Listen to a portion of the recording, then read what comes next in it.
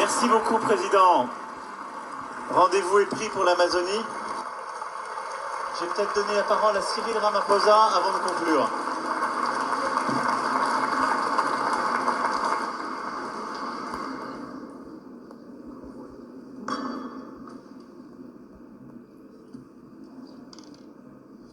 Thank you very much, President Macron. Let me start off by saying, President Lula, don't worry, when we have the BRICS meeting, the issue of currency is top on the agenda, so we are going to discuss it.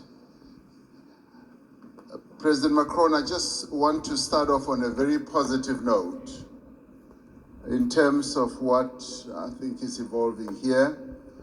I think there is consensus that is clearly embraced by everyone that we need to address climate and poverty because they go together, there's a nexus. And as it were, we need to burn the candle on both sides. So that's important, so that's agreed. And we all recognize and accept that we need capital at scale to address the key challenges that many countries in the world face, particularly the developing economy countries. And we also would be agreed that there needs to be more cooperation and coordination between your development banks, multilateral development banks, and the private sector. There needs to be coordination so that there is no fragmentation, which you kept talking about. But I think what is important to many of us is that there should be solid consensus on the reform of the financial architecture of the world. Because without that reform, the dreams and the objectives that we have to address our challenges will not be realized. And those reforms need to touch on a whole range of issues. Mr. Mo Ibrahim yesterday even spoke about something that we may think is insignificant, that the boards of directors of your multilateral institutions are not made up of independent directors. They are largely internal people or shareholders. So that in itself, for us, it's an important reform. We also need to look at the distribution of the special drawing rights. I find it a bit difficult to be told that this is set in the rules and it will forever be like that, and that it's either you get 0 or you get 34 billion. In our view, this is not a zero-sum game. It's a game where we all need to be dealt with equity in an equitable manner. And there is a need for reform in that regard as well. And the other important thing for this to happen, it will help us not to participate as unequal cousins in these institutions. It will help us to participate fully, and so that we don't have a sense that we are beggars, that we are being dealt with out of generosity. I think it's important in the new era that the world is in now that there should be a good measure of equality among sovereign nations. You know, recently, 7 African countries decided to go and put a call for peace to Ukraine and to Russia. And we raised a number of issues. Zambia was represented, Comoros was represented, Republic of Congo was represented, Senegal was represented, Uganda, as well as South Africa. So we were all represented, and Egypt as well. So we were all at one, that even as we were going to address an issue of the war which has had a negative impact on the African continent, which is the rise in prices for food, rise in prices for fertilizers, we were clear that we are not going there as beggars. We are not going to ask for a favor to both Ukraine and Russia. We were going there to say, open up the Black Sea Channel so that the grains and the fertilizers should go into the world market. So we were not on a begging mission, even as we are in great need as a continent and all that. That should go to demonstrate that Africa should never be seen as a continent that needs generosity. We want to be treated as equals. Even in the multilateral institutions, we want to be treated as equals. And if our equity is at a low ebb, there must be ways in which that can be addressed. To us, this is very important. Our sovereignty is one of the things that we hold on dearly to. And we demonstrated that very clearly to both President Zelensky and to President Putin when it came to this issue. Even as there were suggestions that, yes, we can donate this, we can donate that, we said, we want you to release these grains and fertilizers to the world market so that the world can trade in these commodities and other issues we can handle in a different way. I wanted to make that point so that it should be understood where Africa has evolved up to. We want to be key players on the world stage, want to be key players even in the financial markets and in the MDBs. Now, these are the positive things. I do, Mr. President Macron, want us to address another issue, which to us is a bit of a negative. You will have heard President Sisi talking about the 100 billion that was promised in Paris.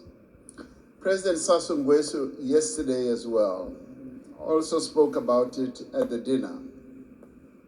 Now, there is that issue that a number of the commitments that have been made have not really been fully lived up to. But before I get into details, let me immediately say that we recognize the many initiatives that have been put on the table, and a number of countries here have done so. Germany has gone out of the way to put a number of initiatives, and the US has also done a number of things. But there have been times when we felt like we were beggars. I played a key role as chair of the African Union during the COVID period. We felt like we were beggars when it came to vaccine availability, when we felt we needed access to vaccines, and the Northern Hemisphere countries had bought all the vaccines in the world, and they were hogging them. And they didn't want to release them at the time when we needed them most. And we felt like we were begging. And at times it felt like they would just be droppings from the table, that yes, we will give you that and that. And let me tell you something that generated a lot of resentment. We resented that, and it got worse when we said we want to manufacture our own vaccines. And when we went to the WTO, there was a lot of resistance, enormous resistance. And we kept saying, what is more important, life or profits by your big pharmaceutical companies? And that too, I must tell you now, generated and deepened that disappointment and resentment on our part, because we felt like life in the Northern Hemisphere is much more important than life in the Global South.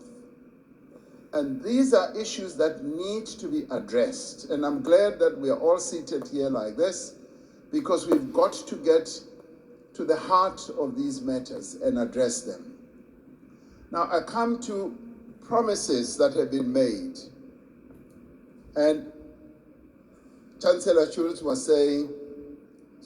saying, we've got to walk the talk. Yes, we want to see the talk being walked. President Sassou Nguesso yesterday said at the dinner, $100 billion was promised per year.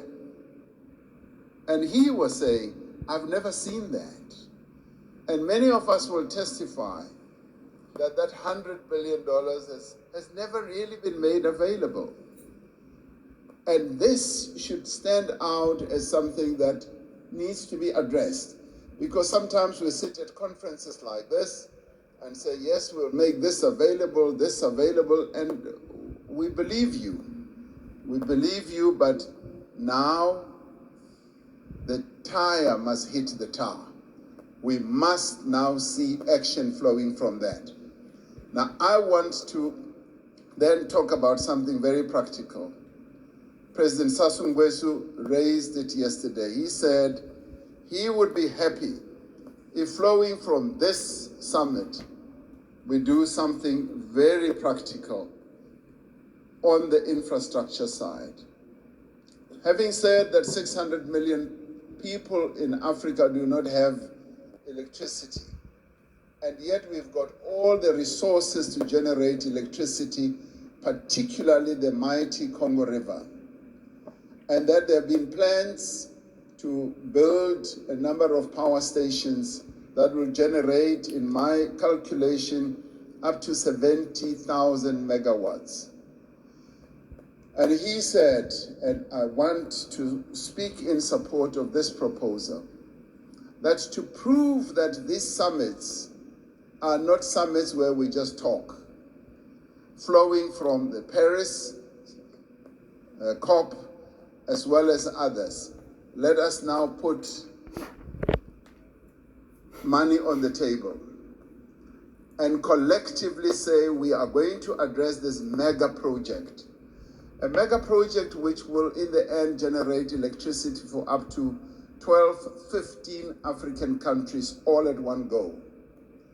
And this is a project that I think the multilateral development banks here working together, the call that you've made, President Macron, can actually fund. And where, as we rise from this, we should be able to say the Inga Dam is now going to be developed into the Inga Power Station, the one that President Sassou Nguesso mentioned, and the next one as well. If we can do that, then we as Africans will now be convinced that these summits are really meaningful.